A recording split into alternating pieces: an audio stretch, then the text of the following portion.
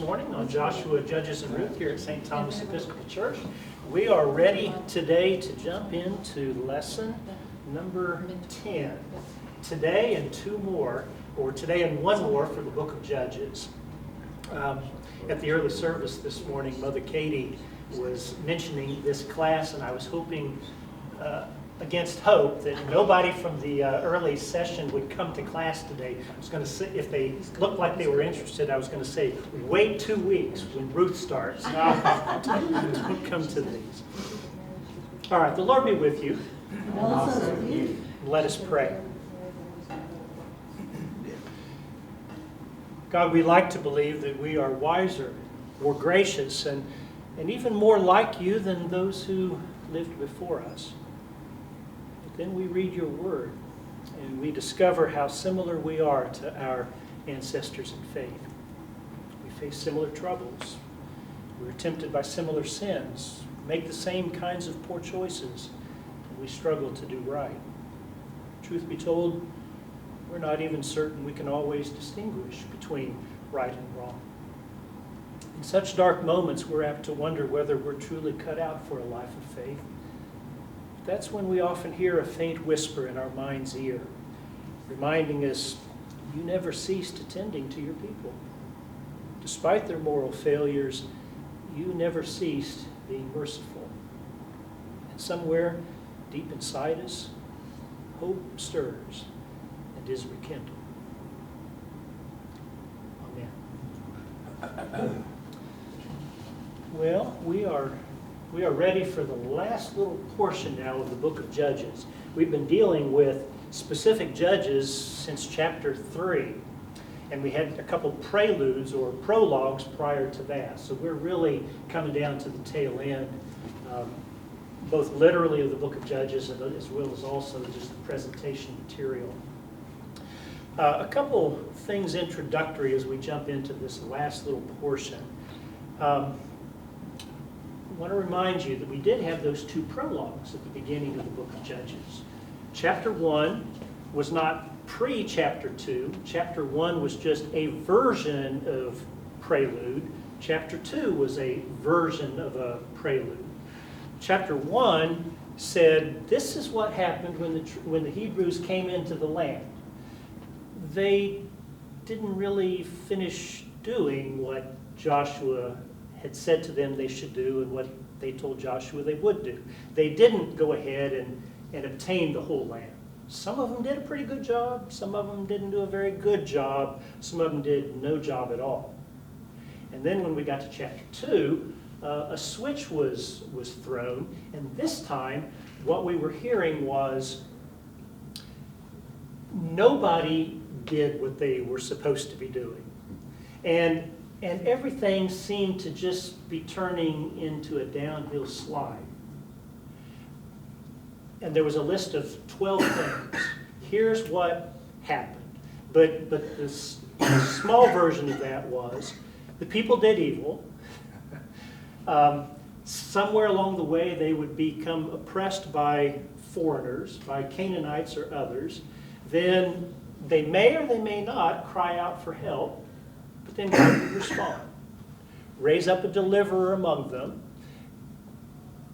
They would be freed from their oppression. There'd be some peace, some rest, and then they would turn to evil once again. Then we spent chapters 3 through 16 seeing how that in fact played itself out as we looked at 6 major judges and 6 minor judges. Now at the tail end of the book of Judges, we're going to have 2 endings, 2 epilogues, alongside those 2 prologues. The one today is bad, but it's not too bad. The one next week, it's really bad. So maybe that's what people were thinking they were going to get today, was the really bad one, and they decided not to come to it. Here's another way of looking at what we're getting ready to deal with. Last week with Samson, we saw how one leader really went amok. I mean, he was the pits. Today, we're going to look at how one tribe went amok. And next week, we're going to look at how the entire nation went amok. Or there's still one more way to look at what's happening.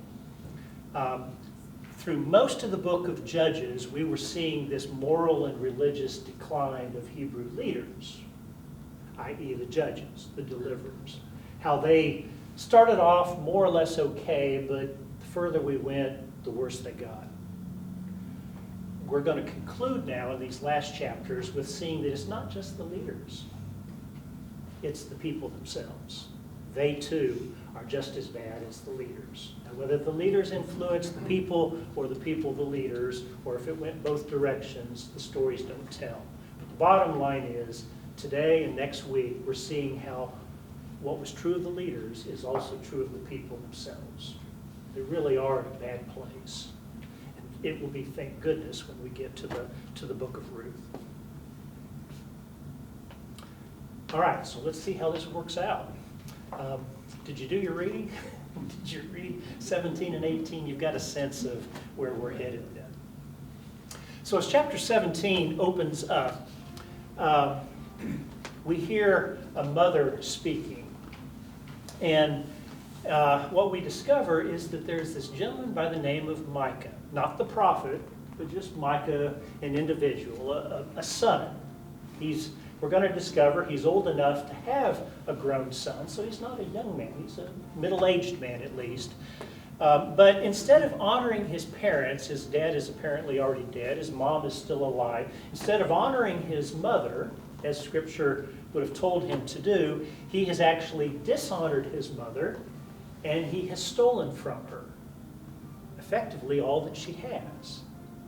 And so as chapter 17 opens up, she has actively cursed whoever it is who has stolen all of her money, which turns out to have been 1,100 shekels of silver. The same amount, the same huge amount that each one of the kings of the Philistines in each of their 5 major cities offered to Delilah in order to figure out what it was that made Samson strong. So she effectively has the equivalent of a king's ransom that she has had purloined. She doesn't know who has purloined it, and so she curses whoever that person was. Turns out it was her son, whom she has cursed.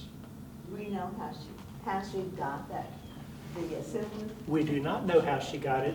We don't know at all. Some people have made a connection because of the amount to the previous story and said, oh, this is either Delilah herself, and Micah is the son, or it could even be a king's widow who is left with this large, we don't know. It could, most likely it's just somebody, not a Philistine, but just a Hebrew person who, however they get it, got rich. But she's had it stolen by her son. Now I want to say a word, since we're only dealing with 2 chapters, I can go a little bit more depth this morning. When we curse people, when we bless people, I'm just going to assume that at some level it's just words. We're not really meaning what it is we say at any sort of deep level. Now, I mean, there may be times when we bless someone and we really mean it, or when we curse someone and we really mean it. But for the most part, it's just words.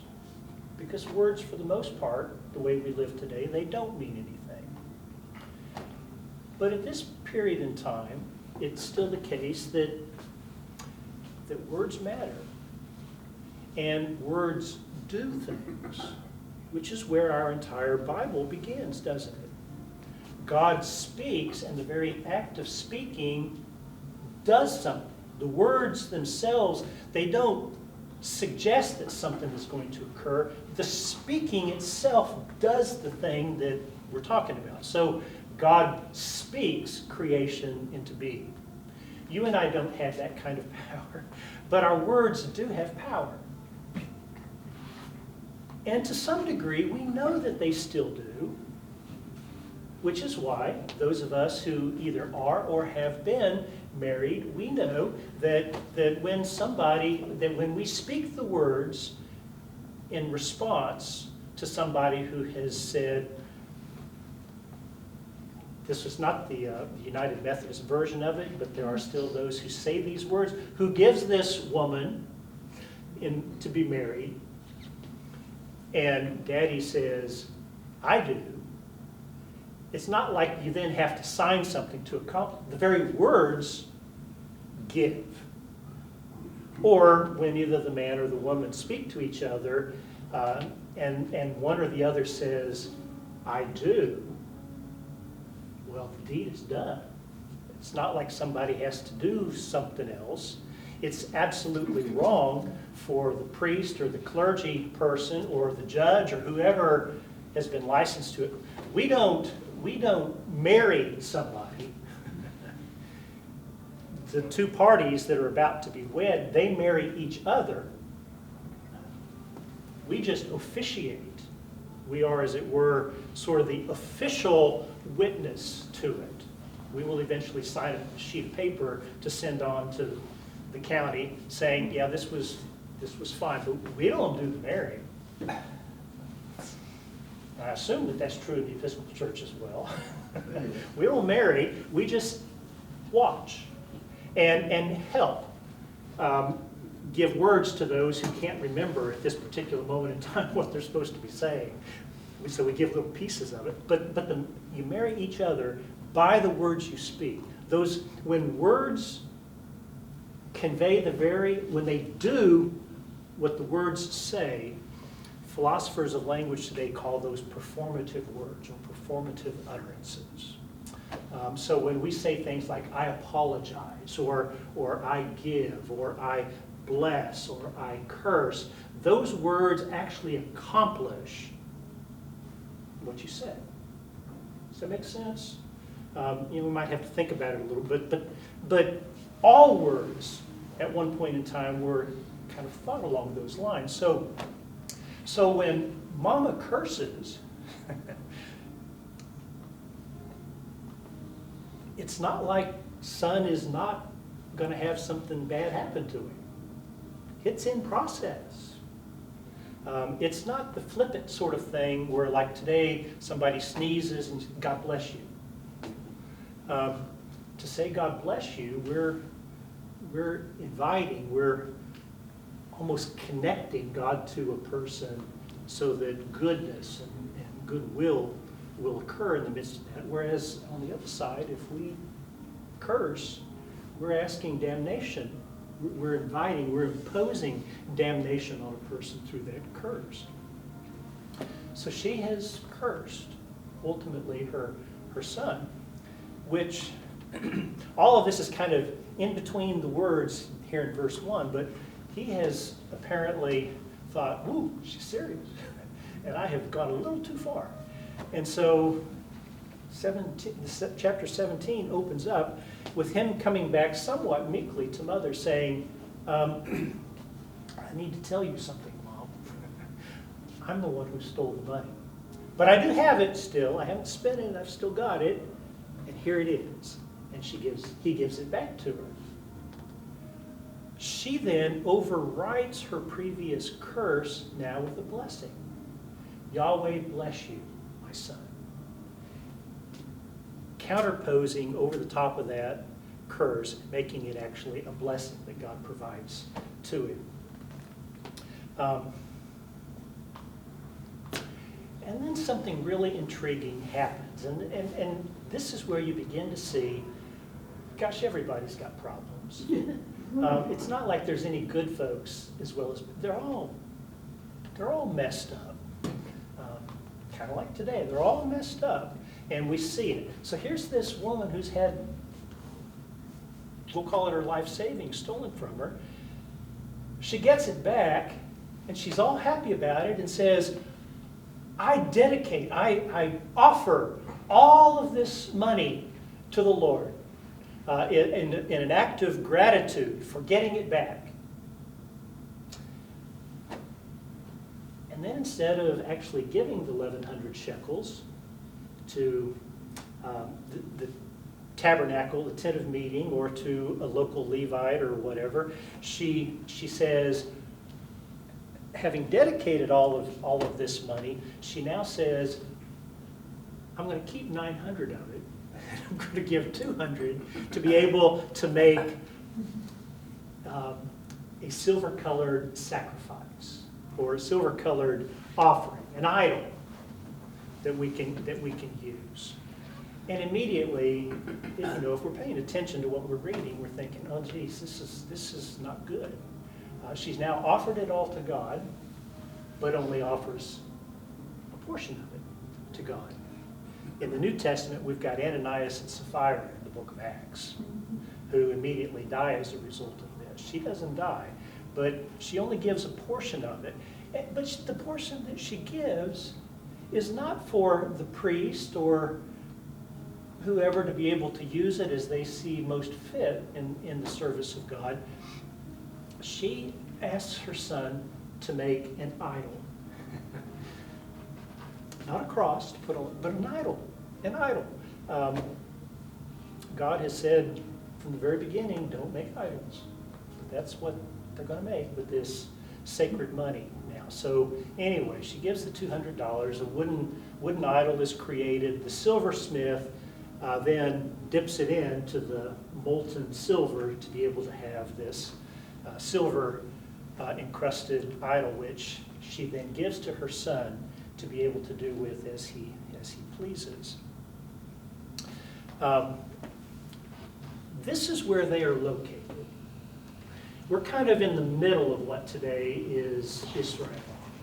If you kind of know where Jerusalem is at, we're a little bit north of Jerusalem. This is the hill country of Ephraim. If you know kind of where the dividing line is in the Old Testament, between Judah and Israel, Israel being the north and Judah being the south, this is just slightly into the north. So the hill country of Ephraim. And this is where more or less both this chapter and next chapter are going to be taking place, sort of in. I realize that's not silver, that is gold. But here's the kind of thing that might very well have been made. It is not a picture of Baal. You remember Baal always has his hands in a certain form. He's got a club, he's got thunder in one hand, and he's got a lightning or a spear in the other. So that's not where his hands are. So this is not a representation of Baal, but it's some kind of an idol representing what Micah has made, or had the silversmith make for them. It also mentions, it says in here that in addition to the idol, he has household gods. If you can recall back to in the story of Genesis, when Jacob finally flees father-in-law Laban with his 2 wives, 2 maidservants, and I think it was 11 boys at this particular moment in time, plus all of his sheep and everything else. When he decides he's got to get home, his wife Rachel takes along all the household gods with her. Household gods, or teraphim as they are also known, are little representations of mom and dad, brother who died young, aunt and uncle, people like that. Maybe even a representation of folks in the community. But it's household individuals to whom you can pray, to whom you can sort of recall the good times that you've had before, that you keep along with you. If you watch the movie Gladiator, you may remember that the gladiator, especially after his wife and son have been killed, he has little representations of them, to which that he sets up in a little shrine wherever he is at, and he invokes prayers to them. They looked more like real people. This is a little bit earlier, and they don't look quite that way, but it's the same idea. You can carry these along with you, and Rachel carries them along with her and is able to hide them from Father Laban. He finally catches up with them. So Micah has the idol, and he has these household gods. Here are just some other representations of household gods that might have been around that particular period of time. Some of them you can kind of tell, others it's not so much, but you can sort of tell which are the females and which are the males. Well, here's some more.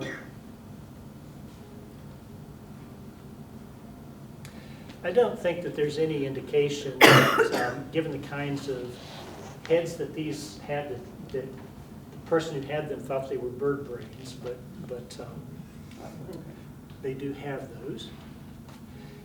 And here's a bunch of other ones. This is what's being referred to in the first part of this chapter. So here's the deal. Micah gets this grant from his mother, makes an idol. We also learn he sets up a worship shrine in his house. And we might just read right over the top of that and think, But the Hebrews have set up the tent of meeting, tabernacle, down in Shiloh. That's where you go if you want to engage in worship of Yahweh. He set up a shrine at his own house. This is problematic within the pages of the Old Testament. But not only has he set up his own shrine, now he's got an idol, which God has said don't do, and he has all of these household gods. He has ignored fact after fact after fact that God has said either do or don't do. He has done the opposite because that's his preference. For no other reason any better than that. And it even gets worse after that. Instead of engaging a priest who might have been in the area, living in the area, or a Levite somewhere in the vicinity of Ephraim, close enough to be able to have some access to, because you remember there are those 4 Levitical cities in every tribe, so they're close enough to be of use. He's not interested in any of that. He sets his own son up as a Levite. Now, he's an Ephraimite. He's not a Levite, but he sets up his own son to be, if you will, clergy, to do clergy things. His own son. Well, I realize there are some denominations that think they can just, they can ordain anybody they want, but as a general rule, that's not the way it works. There's a calling from God that's in the midst of that, and there's the calling of God upon all those Levites in the Old Testament. Well, he ignores all of that. It doesn't fit what he wants. He wants to do as he pleases. And so the very last word in this first section, down in verse 6, is a word that we've kind of heard at one level in some other places, but here it's just said it right out. In those days, Israel had no king. Everybody did as they saw fit, is the translation here. But a more word-for-word translation is, everybody did right in their own eyes. If I want to do it, I will. End of discussion. If it makes me happy, I will do it. And you have no right to say anything about that, because it's my decision. That's what Micah has just done. And we're beginning to see that we're going to, as we continue on this trajectory, we're going to see it's not just him. There's also Mom, and it's everybody else as well, just like all the leaders prior to this. Everybody is doing what is right in their own eyes because there is no king in Israel. Hold that thought. I'm going to come back to it in just a bit. As we jump into this next story, you might be going, well, no, wait a minute. that first story had nothing at all to do with Samson, or nothing at all to do with anything that we've seen before, other than he wasn't doing very well. It just seems completely out of the blue. But now we leave him behind for a moment, and we jump to another story, which is every bit as much just sort of out of the blue. A Levite from Bethlehem shows up in the hills of Ephraim. Now,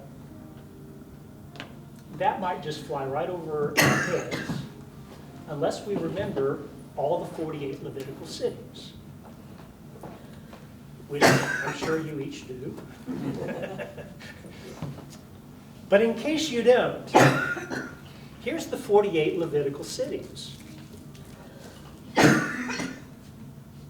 This blue area right here, that's Ephraim.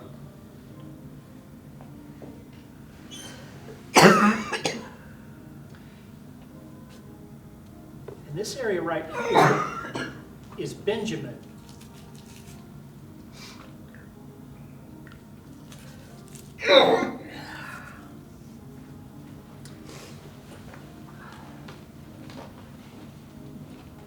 This Levite, we're told he comes from Jerusalem. Do you see the name Jerusalem anywhere in here? No, you don't, because that's not a Levitical city. Nor do you see the name Bethlehem. It's not a Levitical city. But this is a Levite from Bethlehem. Okay, is he pulling the wool over somebody's eyes? Or is he himself confused? Or what is going on? Levites are supposed to live in those cities. That's the land they have been given, because they don't have land. But they've been given a city with surrounding pastures to enable them to be able to make it from day to day, as well as on the tithes that are brought to them. He has, just in that very line, we know this, the fact that he's a Levite from Benjamin, he has abandoned at some level his calling and is engaging in what you and I would just simply call ambition, and see it as a good thing, because that's what you do. If you're ambitious, you plow ahead and you make your own way. Well, that's ambition in Scripture is connected very closely with the deadly sin of pride. This is where the downfall starts. This is a Levite who has said, I'm not happy with just being in my little podunk Cave Springs Levitical city. I want to move up in life. I'm headed to Fayetteville or Little Rock. So he's started off and he's left where he begins and is telling people who apparently he thinks are going to be stupid, I'm a Levite from Bethlehem. Not that Bethlehem is a Levitical city. He's engaged in personal advancement.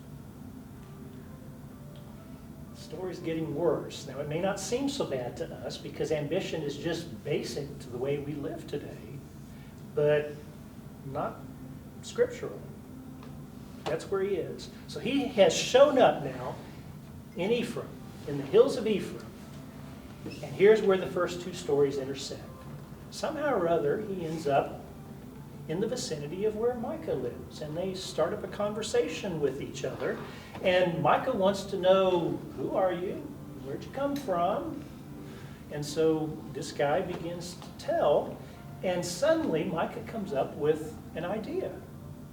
Well, you would be able to add a little gravitas to my worship shrine that's in my own house.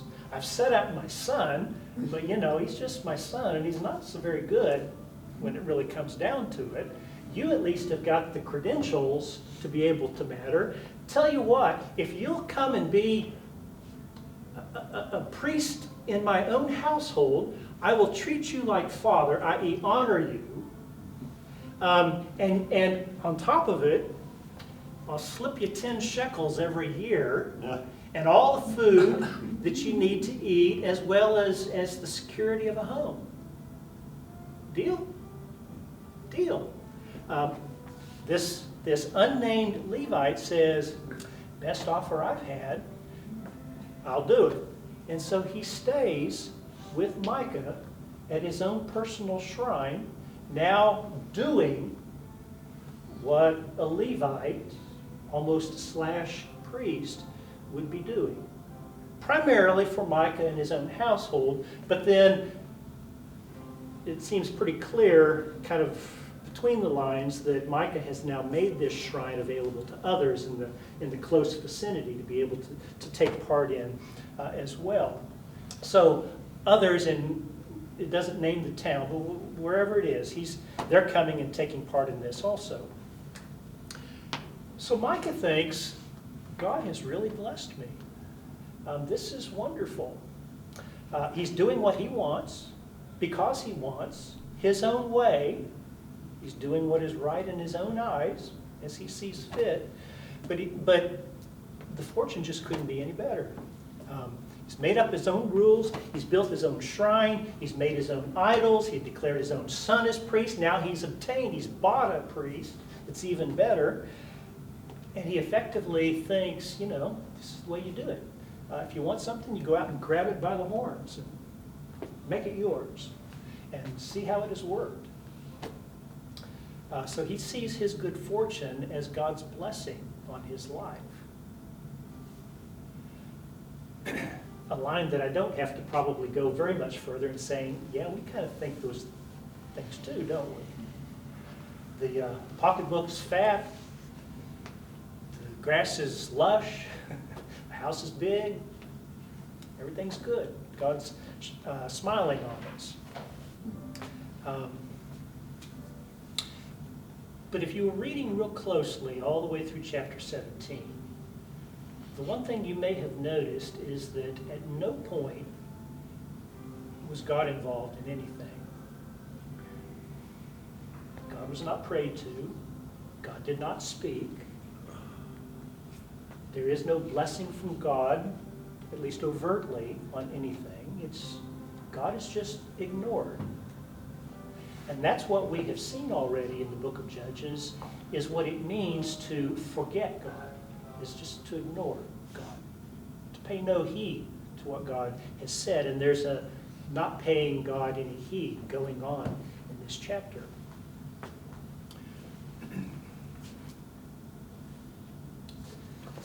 Okay. Now, in case you haven't gotten it, chapter 18 will open up with the refrain, hoping that maybe you will now start connecting some stuff. Chapter 18, having told you these two stories, says, in those days Israel had no king. A repetition of what we were told halfway through chapter 17, where we ended up with the Samson story. And you may be reading and going, okay, I get it. I know that. Saul has not yet been made king. There is no king in Israel. I don't need the history lesson. Let's move on. This is not so much a history lesson as it is a theological lesson. Because behind, supporting, undergirding, providing a foundation for any physical, historical king of Israel, along the lines of Saul and David and Solomon and, then when they split, all the others. This is not a historical statement reminding us who don't know our history there was no king. This is a theological statement saying nobody was heeding God, because ultimately for the Hebrews, God is king. God is the one who says, do this, don't do that, who provides whatever it is that is needed. God is the great provider of all things to people. Nobody among the Hebrews is treating God as king. Nobody's heeding God. There is no king in Israel at this particular moment in time. To which we should all go and say, Uh-oh. Because it's becoming really plain now. And so there's a shift. Chapter 17, we looked at individuals, not the leaders, but individuals. Micah, this Levite, unnamed, who are doing the same sorts of things as the leaders. But now we're going to shift to an entire tribe. So we're going to see, it's not that the pool is spreading. We're just opening up the lens and seeing more and more what is true among the Hebrews. So we looked at the individuals, and now we're all the way up to a tribe. It's the tribe of Dan. If you're looking at the map, here is Benjamin, and at the bottom of that is Jerusalem, and down here this is Judah, and somewhere in the midst of it is Simeon, who will disappear at some point. But over here, right alongside where the Philistines are, here's the Mediterranean Sea, this is Dan. The tribe of Dan was the worst of all the tribes. Judah did a pretty good job of defeating the Canaanites and taking over all the towns. And if you remember back to chapter 1, it kind of told you Judah did well, Benjamin did okay, Ephraim, and as further north you went and around, it finally got to the point that some of the last ones, and this includes Dan, didn't do squat. Dan is one of those who didn't do squat. And so as chapter 18 opens up, they finally decided, we're tired of being oppressed by everybody. We're just going to move. We're going to find some new land that doesn't require us to do anything. We're going to go to a new place where we can start over, and it will all be prefabbed for us. So they send off, as chapter 18 opens up, they send 5 spies who begin to wend their way up north to see where there might be a spot where the Danites can move to.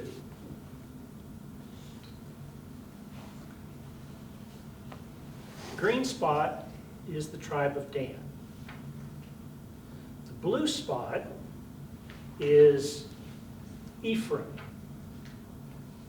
Somewhere in that blue spot is where Micah was living with his own little shrine.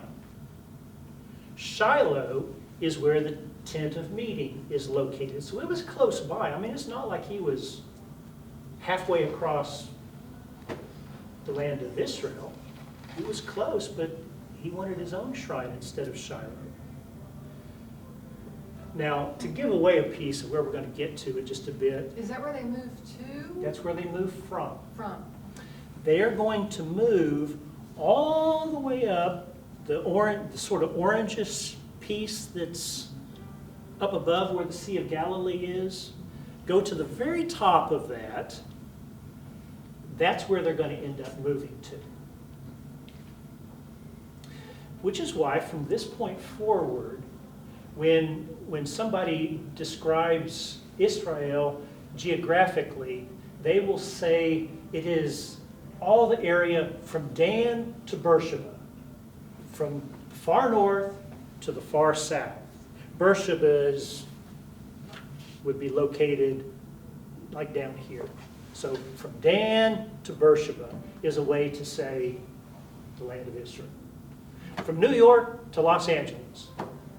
From Minneapolis to Fort Myers, kind of deal. So from Dan to Beersheba, that's where they're going to end up at. But they've got to make their way as they're trying to still find a spot. And so as they move their way through Ephraim, well, here's where our stories collide. They happen upon Micah's home. And when they stop at Micah's home, 5 of them, to hopefully get a little bit of something to eat on one night, they hear a guy speaking, and they say, "You ain't from around here. Your accent gives you away. Who are you? Why are you here?" And so this unnamed Levite begins to explain, "Well, I'm from Benjamin," something of a lie, which we don't know the basis for. "I'm from Benjamin, but Micah here has given me a job. I am now his priest. I'm now his father." And pretty cool situation. The Danites say, oh, well, I forgot a piece of the story. Not only did Micah have all this other stuff, he made an ephod for himself. Well, not for himself, but initially for his son, which he then gives to this Levite from Benjamin. The ephod is the priest that the high priest, is the piece of clothing that the high priest wears, on which there will be a breastplate, in which there are these two dice, the Urim and the Thummim. Okay, so when these 5 Danites spies arrive, they say, oh, you're priests. Well, here's what we're wanting to do. We're trying to find land. Will you tell us as an oracle whether or not we're going to be successful? And the Levite, having become full of himself, because after all, he's wearing the clothing now of a priest. He's been hired as a priest. He's getting shekels. He's got food. He says, absolutely. You're going to be successful. It's all going to work out.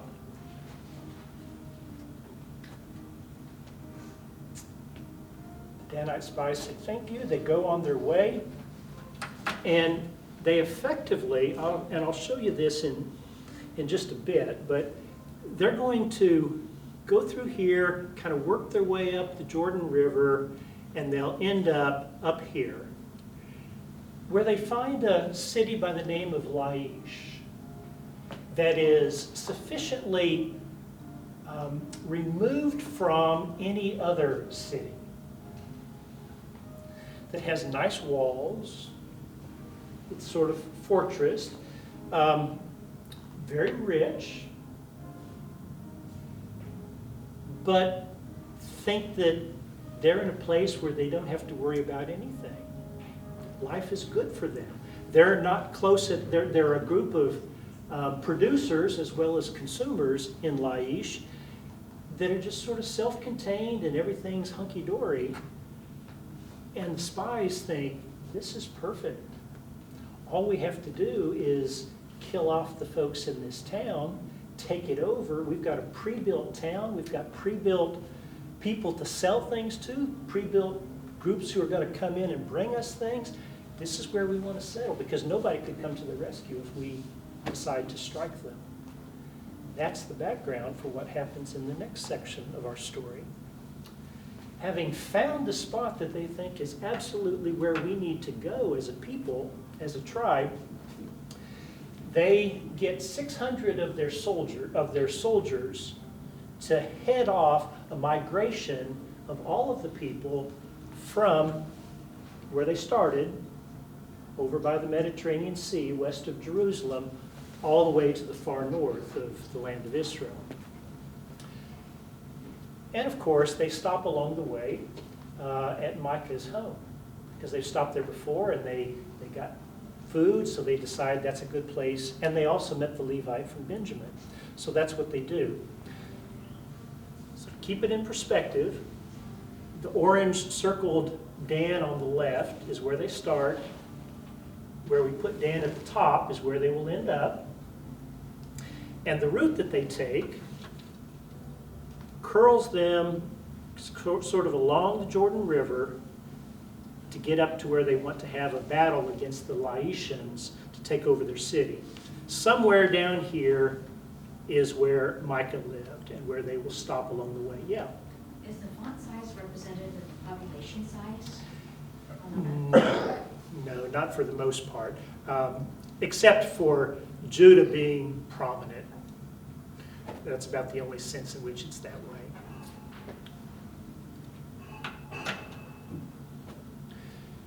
When they get to Micah's house, the 600 soldiers mass themselves at the front gate where Micah lives.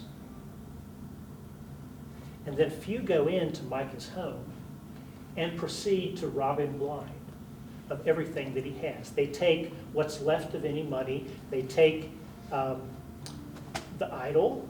They take the ephod. They take the household gods. And when the priest, when the Levite from Bethlehem says, what are you all doing? They say, look, do you want to be a priest for a single individual, or would you rather be a priest for an entire tribe? Oh, well, I'd much rather be a priest for an entire tribe. And the 600 Danite soldiers say, good choice. And they leave, and they head up north. Full of ambition, thinks this is just getting better and better. He takes off with them, along with all of his serviceable wares. He's got his ephod, he's got new people to provide him everything that he wants. His ambition is running rampant. Well, Micah comes along a short time later and realizes he's been ripped off big time. And not only ripped off of all of his stuff, he's been ripped off of his Levite, his priest. And so he gathers some of his neighbors and they hightail it after the Danite soldiers. And to their woe, they catch up with the Danite soldiers, who turn around and say, what the heck are you doing? Well, Micah, understandably, says, well, you've just robbed me, and you've taken everything that I have that is valuable. I want it back. The Danite soldiers, I suppose to their credit, say, look, don't be stupid. Just go home.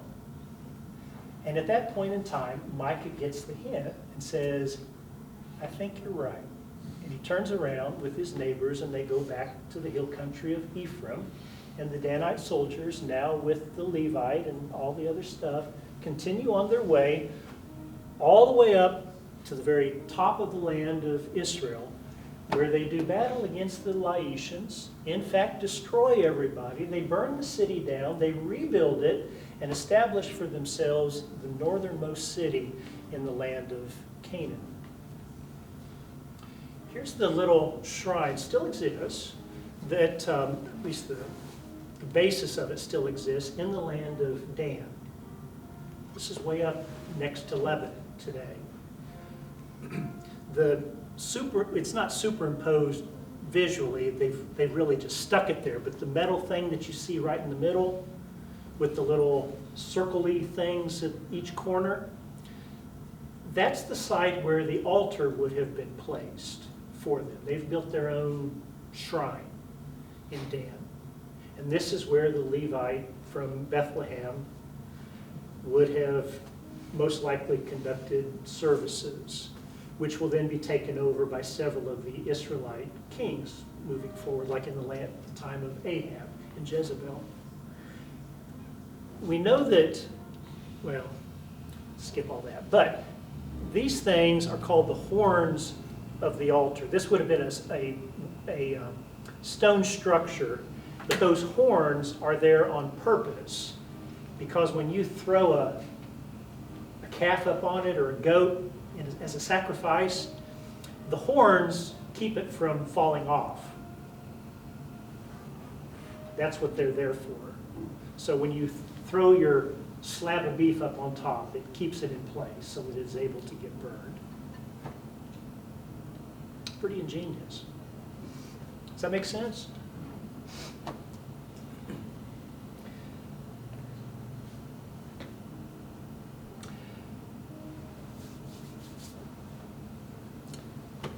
Here's what most of the area that's kind of the best portion of Dan looks like today.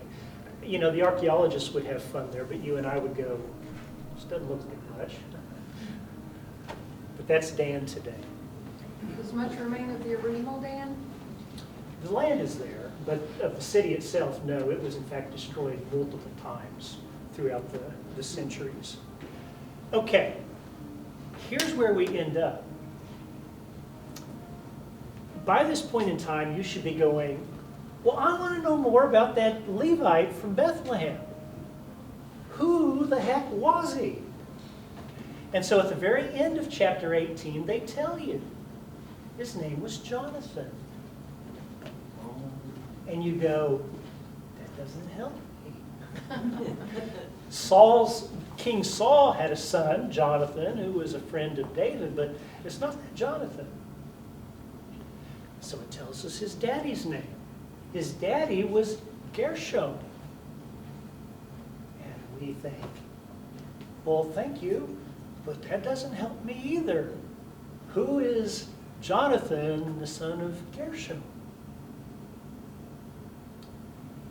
And so the writer tells us who Grandpa was. Grandpa was, you ready for this? You want to be seated, you want to sit down. Grandpa was Moses.